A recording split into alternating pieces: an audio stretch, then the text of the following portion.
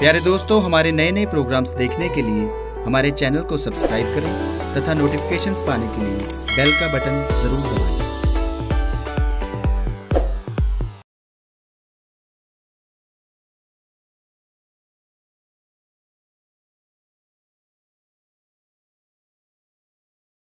सबको जय यीशु की। फिर एक बार प्रार्थना भवन टीवी के माध्यम से प्रभु का जीवंत वचनों को सुनाने का संदर्भ मुझ अयोग्य सेवक को प्राप्त हुआ है। मैं प्रभु को धन्यवाद देता हूँ। उस प्रभु ने असीम अनंत प्यार करते हुए यह सौभाग्य संदर्भ दिया है कि मैं उसके सामर्थ्यवान शक्तिशाली जीवंत वचनों को प्रार्थना भवन टीवी के माध्यम से आप सबों के साथ बांटूं। और आज के दिन में फिर एक बार मैं आप सबों का स्वागत करता हूँ प्रभु के जीवंत वचनों को प्रार्थना भवन टीवी के माध्यम से सुनने के लिए और वचनों के द्वारा आशीषों को प्राप्त करने के लिए, जीवन प्राप्त करने के लिए, शक्ति सामर्थ्य प्राप्त करने के लिए, क्योंकि प्रभु का वचन आत्मा और जीवन है। प्रभु के वचन में वो जीवन है, वो ताकत है, शक्ति है, सामर्थ्य है। इसलिए बड़े भक्ति के साथ, बड़े विश्वास के साथ प्रभु का वचन को सुने, ग्रहण करें। प्रभु यीशु कहता है, धन्य है वे जो वचन को सुनते हैं और उसका पालन करते हैं। मैं कहता हूँ, धन्य है वे जो प्रभु का वचन सुनते हैं, ग्रहण करते हैं, सुनाते हैं। इसलिए प्रभु हम सबों को धन्य कहता है अगर हम प्रभु का वचन को सुनेंगे। हम लोग पढ़ते हैं पवित्र शास्त्र में, पवित्र बाइबल में, प्रभु यीशु मसीह मार्ता और मरियम के घर गए।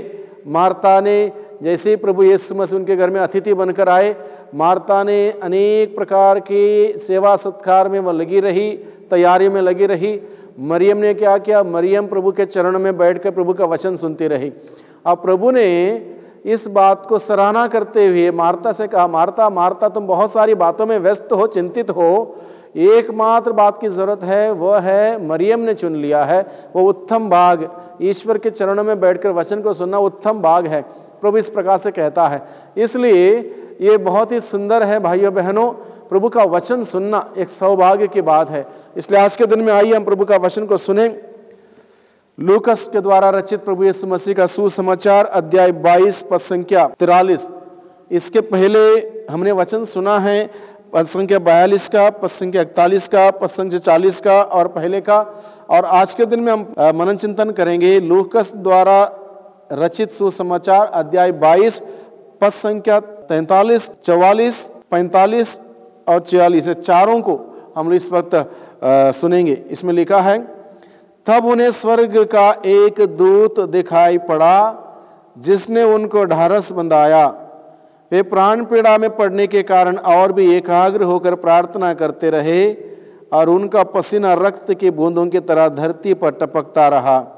वे प्रार्थना से उठकर अपने शिष्यों के पास आए और यह देखकर कि वे उदासी के कारण सो गए हैं, उन्होंने उनसे कहा, तुम लोग क्यों सो रहे हो? उठो और प्रार्थना करो जिससे तुम परीक्षा में ना पड़ो।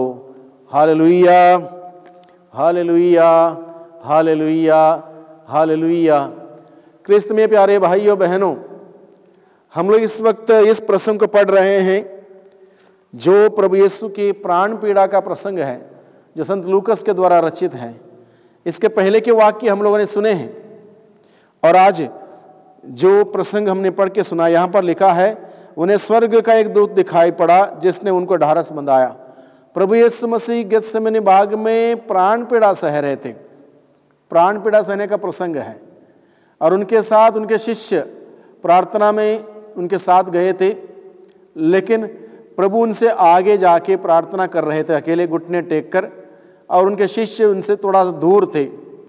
अब जब प्रभु यीशु मसीह घुटने टेक कर अनुनय विनय कर रहे थे, अपने पिता से प्रार्थना कर रहे थे और कह रहे थे, पिता यदि संभव हो तो यह प्याला मुझसे टल जाए, लेकिन मेरी नहीं बल्कि तेरी इच्छा हो। अगर आपकी इच्छा है मैं इस प्यालों को पीने के लिए तैयार हूँ। इस प्रकार से जब घुटने टेक कर प्रार्थना कर रहे थे, उस वक्त क्या हुआ? तब उन्हें स्वर्ग का एक दूत दिखाई पड़ा। स्वर्ग का एक दूत दिखाई पड़ा। स्वर्गदूत कहाँ रहते हैं? निश्चित रूप से स्वर्ग में, इसलिए उनको स्वर्गदूत कहते हैं। स्वर्गदूत तो स्वर्ग में रहते हैं, लेकिन इस प्रभु के इस वचन के माध्यम से हमें ये पता चलता है, जहाँ प्रार्थना होती है, शक्तिशाली सामर्थ्यवान प्रार्थना होती है, ईश्वर के सामने घुटने टेक कर प्रार्थना की जाती है, उनके लिए स्वर्ग खुल जाता है और स्वर्ग नीचे उतर के आता है, स्वर्गदूत वहाँ पर उतर के आते हैं। इसलिए प्रभु यीशु मसीह जब घुटने टेक के प्रार्थना कर रहे थे, स्वर्ग खुल गया, स्वर्ग नीचे उतर के आया, स्वर्गदूत उनको दिखाई दिया और स्वर्गदूत ने उनको ढारस बंधाया, क्योंकि उस वक्त प्रभु बहुत बड़े मिशन कार्य को लेकर व्याकुल थे। इसलिए अपने पिता से प्रार्थना करते हैं, पिता यदि संभव हो तो प्याला मुझसे टल जाए। इनकी प्रभु को भी लगा ये मिशन आसान नहीं है, बहुत ही कठिन है, बहुत ही चुनौती भरा है। इसलिए अपने अब्बा पिता से प्रार्थना की और अपनी अब्बा पिता की इच्छा को अनुसार आगे बढ़ने के लिए तैयार थे। और ऐसे में व्याकुल जब थे, ऐसे प्रार्थना कर रहे थे, स्वर्ग खुल गया, स्वर्गदूत नीचे उतर के आया, धरती पर आया स्वर्गदूत और स्वर्गदूत उनको दिखाई पड़ा। Hallelujah, hallelujah. जब प्रभु यीशु मसीह का जन्म हुआ, रात का समय था, उस वक्त स्वर्गदूतों ने गाया, सर्वोच्च ईश्वर, सर्वस्वर्ग में ईश्वर की महिमा, पृथ्वी पर उसके कृपा पात्रों को सामर्थ्य मिले, शांति मिले। उस वक्त भी स्वर्ग नीचे उतर के आया था। जब प्रभु यीशु मसीह धरती पर बेथलेहम में पैदा हुआ, तब भी स्वर्गदूत वहां पर आए थे, स्वर्गदूतों ने गाया था। अब प्रभु यीशु मसीह प्रार्थना करते हैं, प्राण पीड़ा सहते हैं गेत्सेमनी बाग में। उस वक्त फिर एक बार स्वर्ग खुल जाता है, स्वर्ग नीचे उतर के आता, स्वर्गदूत वहां पर उनको दिखाई देते हैं। Hallelujah, hallelujah. वे प्राण पीड़ा में पड़ने के कारण और भी एकाग्र होकर प्रार्थना कर रहे थे। अब ये सुंदर बात है हम सबों को सीखने के लिए, वो प्राण पीड़ा में पड़ने के कारण और भी एकाग्र होकर प्रार्थना कर रहे थे। यानी कि उनके सामने कठिनाई थी, बहुत कठिन मिशन था, बहुत ही चुनौती भरा मिशन था, बहुत कुछ संघर्ष से बड़ा काम आगे था। इसलिए उन्होंने क्या किया, उस परिस्थिति में और भी एकाग्र होकर उन्होंने प्रार्थना की। हमारे घर परिवारों में, हमारे व्यक्तिगत जीवन में जब ऐसी कोई परिस्थिति होती है, परिस्थिति विपरीत हो जाती है, कोई दुख आ जाता है, कोई मुसीबत आ जाता है, कोई परेशानी हो जाती है, लोग प्रार्थना छोड़ देते हैं। वो वक्त है और एकाग्र होकर प्रार्थना करने का वक्त है, प्रार्थना करने का समय है, प्रार्थना करने का संदर्भ है। प्रभु हमें सिखाता है, जब सब कुछ ठीक ठाक चलता ठीक है, हम प्रार्थना थोड़ी बहुत करते हैं। जब कुछ भी ठीक ठाक नहीं चलता तब और एकाग्र होकर प्रार्थना करने की जरूरत है और हमें गंभीरता से प्रार्थना करने की जरूरत है। प्रभु हमें सिखाता है। आगे क्या लिखा है, और उनका पसीना रक्त की बूंद की तरह धरती पर टपक रहा था। आप जरा सोचिए कितने वो व्याकुल थे।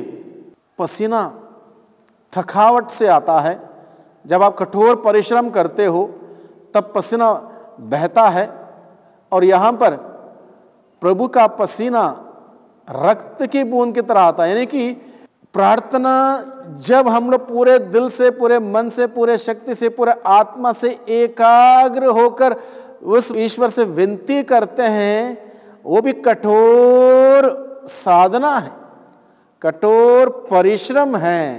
प्रार्थना आसानी से नहीं होती है, वहाँ पर तपस्या होती है, वहाँ पर त्याग होता है, वहाँ पर परिश्रम होता है। और इतना परिश्रम प्रभु ने किया, प्रभु का रक्त पसीने की बूंद की तरह टपकता रहा, धरती पर टपकता रहा। हम इस बात की कल्पना नहीं कर सकते कि प्रभु ने कितने तपस्या के साथ, कितने मेहनत के साथ, परिश्रम के साथ प्रार्थना की होगी, घुटने टेक कर। और उसका नतीजा क्या है, और उनका रक्त पसीने की बूंद की तरह धरती पर टपकता रहा। वे प्रार्थना से उठकर अपने शिष्यों के पास आए और यह देखकर कि वे उदासी के कारण सो गए हैं। अब प्रार्थना समाप्त करने के बाद वे उठकर अपने शिष्यों के पास आए, क्योंकि शिष्य उनके साथ ही थे, थोड़ा सा दूरी पर थे, और उन्होंने कहा था प्रार्थना करने के लिए। और जब उठकर प्रभु यीशु मसीह आए अपने शिष्यों के पास और उन्होंने देखा कि वह सो गए हैं, उन्होंने उनसे कहा, तुम लोग क्यों सो रहे हो? उठो और प्रार्थना करो, जिससे तुम परीक्षा में ना पड़ो। वे सो रहे थे। यहाँ पर क्या लिखा है, वे प्रार्थना से उठकर अपने शिष्यों के पास आए और यह देखकर कि वे उदासी के कारण सो गए हैं। वे उदासी के कारण सो गए हैं। हो सकता है उदासी, हो सकता है आलस्य। आजकल क्या है, बहुत सारे लोग आलस्य के कारण सो जाते हैं। मुख्य रूप से उत्तर भारत में और ठंडे इलाके में सुबह सुबह उठना आसान नहीं है, और उठना आसान नहीं है। गर्म बिस्तर में हम सोते हैं और लंबे समय तक सोते हैं। तो सुबह उठने का समय है, आओ थोड़ा सोएं, आओ थोड़ा सोएं। आलस्य के वजह से सोने वाले हैं, बहुत सारे लोग आलस्य की वजह से सोते हैं। यहाँ पर लिखा है प्रभु के शिष्य उदासी के कारण, चाहे कारण जो भी हो, सोने के लिए बहाना चाहिए। जैसे खाने वालों का खाने का बहाना, सोने वालों को सोने का बहाना, और ये बहाना था उनका, उदासी के कारण सो गई। बहुत सारे लोग बहाना ढूंढते हैं, प्रार्थना नहीं करने का बहाना। कई बार हम लोग देखते हैं बारिश के समय में, इतवार का दिन है, हल्की बारिश हुई और चर्च में लोग नहीं आते हैं। पल्ली पुरोहित पूछता है आप चर्च नहीं आए, क्या बात हुई? फादर जी बारिश हुई इसलिए हम नहीं आ पाए।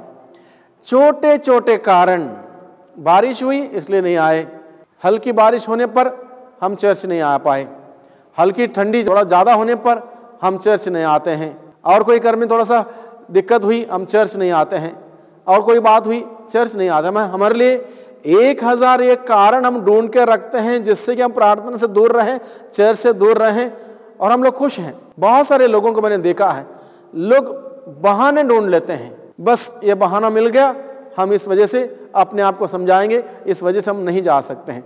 हल्का सा जुकाम हुआ हम चर्च नहीं जाएंगे, हल्का सा बुखार हुआ हम नहीं जाएंगे। हम ऐसे कहीं छोटे छोटे बहाने ढूंढते हुए प्रार्थना से दूर रहते हैं, ईश्वर से दूर रहते हैं, मिस्सा बलिदान से दूर रहते हैं, संस्कारों से दूर रहते हैं। और इस प्रकार से हम कहाँ जा रहे हैं? हम इस बात पर सोचने की, विचार करने की जरूरत है। प्रभु यीशु हमें सिखाता है, प्रभु यीशु को प्रार्थना करने की जरूरत पड़ी, वह ईश्वर होते हुए भी उन्होंने प्रार्थना की और एकाग्र होकर प्रार्थना की, बड़े सीरियसली प्रार्थना की, बड़े गंभीरता से प्रार्थना की। हम निरे मनुष्य, कमी कमजोरी से भरे हुए लोग, हम सबों के लिए प्रार्थना की कितनी ज़रूरत है, और हमें कितनी प्रार्थना करनी चाहिए। सुबह उठ के हमें प्रार्थना करनी चाहिए। हर प्रकार के जीव जंतु को आप देखिए, प्रातः सवेरे वो चिड़ियों की आवाज़ आती है 4:30 5 बजे, 5:30 बजे। अगर आप देखोगे हर प्रकार की चिड़िया अपनी आवाज़ करती है। क्या करती है? वो अपने ईश्वर को धन्यवाद देती होगी अपनी आवाज़ से।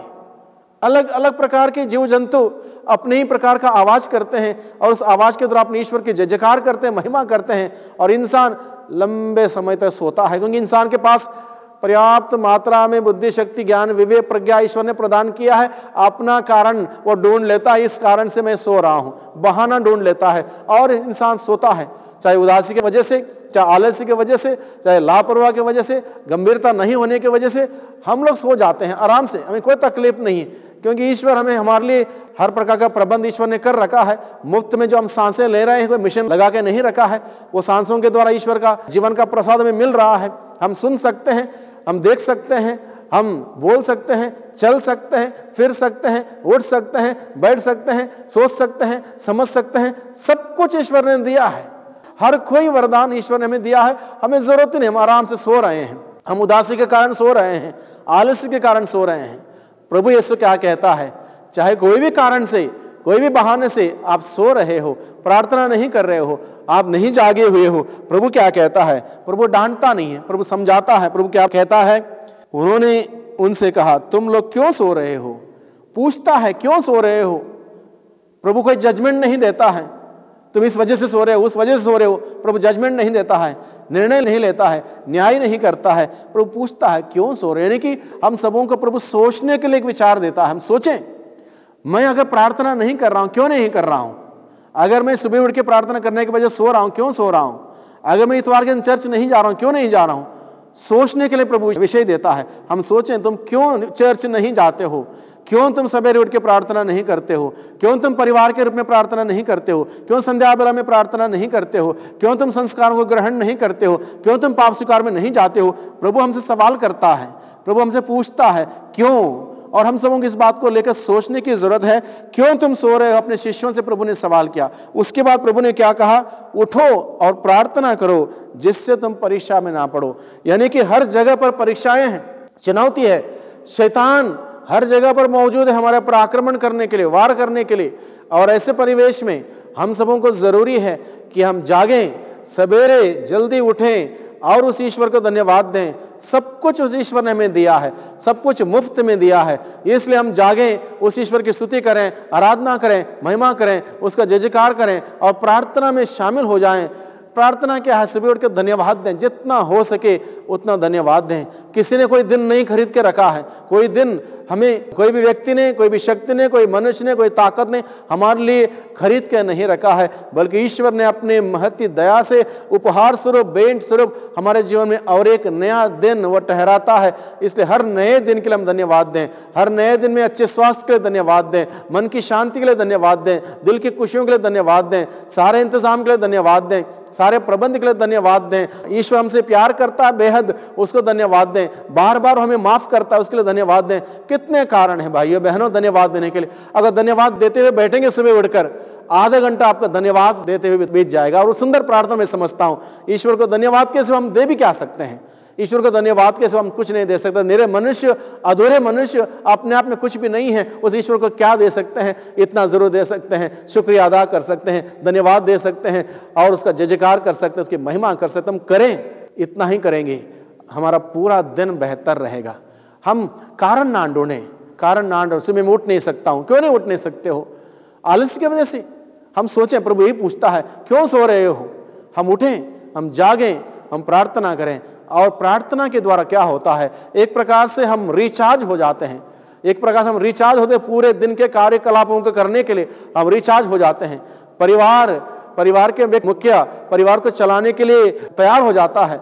परिवार की कितनी टेंशन होती है, परिवार में कितनी समस्याएं होती हैं, कैसे हम हैंडल करें? जब प्रार्थना नहीं है हम हैंडल नहीं कर पाएंगे, हम उसको संभाल नहीं पाएंगे। वहां पर क्लेश रहेगा, लड़ाई झगड़ा रहेगा, तनाव रहेगा, ऐसी परिस्थिति रहेगी। प्रभु नहीं चाहता है। प्रभु चाहता है हमारा घर ईश्वर का निवास हो, इमानुएल बन के इस धरती पर आया। ईश्वर हमारे बीच में निवास करने के लिए आया, उसका निवास होना है तो प्रार्थना होनी है। इसलिए प्रभु पूछता है, क्यों तुम सो रहे हो? प्रार्थना करो, उठो, जागो। और जो प्रार्थना करता है उसके लिए स्वर्ग का द्वार खुल जाता है, स्वर्ग नीचे उतर के आता है, स्वर्गदूत दिखाई देता है। जो प्रार्थना नहीं करता है, लोग कई बार आके शेयर करते हैं, मुझे गलत गलत सपने आते हैं, बुरे बुरे सपने आते हैं, रात भर हम सो नहीं पाते हैं, रात भर घबरा जाते हैं, रात भर हमें टेंशन होती है और कहीं बातें हैं। वो प्रार्थना नहीं करते हैं तो अलग अलग प्रकार की ऐसी बातें हो ही जाएंगी, नकारात्मक तत्व उनके सामने आ ही जाएंगे। जो प्रार्थना करता है वो जगह शुद्ध हो जाएगा, उनका मन शुद्ध रहेगा, उनका दिल शुद्ध रहेगा, हर प्रकार के पाप का कलंक प्रदूषण दूर जाएगा और ईश्वर की उपस्थिति सामर्थ्य वहां पर होगी। स्वर्गदूत दिखाई देंगे, स्वर्गदूत दिखाई देंगे। Hallelujah, hallelujah, hallelujah. यीशु की स्तुति हो, यीशु को धन्यवाद। इसलिए भाइयों बहनों, प्रभु का इस वचन को हमने सुना है।